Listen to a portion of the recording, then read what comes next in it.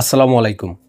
বাংলাদেশের সার্বভৌমত্ব রক্ষায় পাহাড়ে ২৫০টি সেনা ক্যাম্প চায় বাংলাদেশ সেনাবাহিনী। আমি শুধু বাংলাদেশ সরকার এবং প্রশাসনকে একটা কথাই বলবো, কোনো প্রকার চুদুরবুদুর না করে, সময় ক্ষেপণ না করে দ্রুত এই দাবিটা বাস্তবায়ন করুন। কারণ আপনারা জানেন যে বাংলাদেশের পার্বত্য চট্টগ্রাম নিয়ে বিশাল ধরনের একটা ষড়যন্ত্র চলতেছে।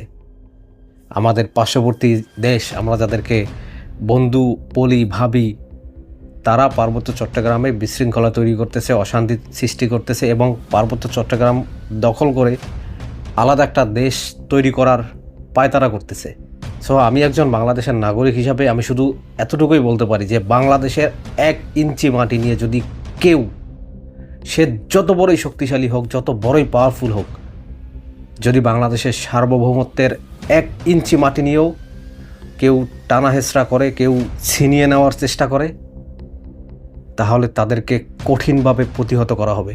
আমি সরকারের কাছে আবার অনুরোধ করব, প্লিজ আপনারা সেনাবাহিনীর দাবিটাকে অতি দ্রুত বাস্তবায়ন করুন।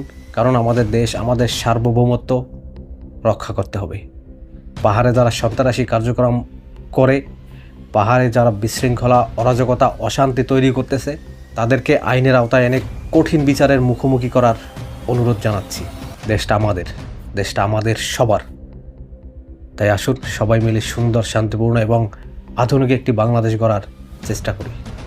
ভালো থাকবেন সবাই, সুস্থ থাকবেন। আসসালামু আলাইকুম।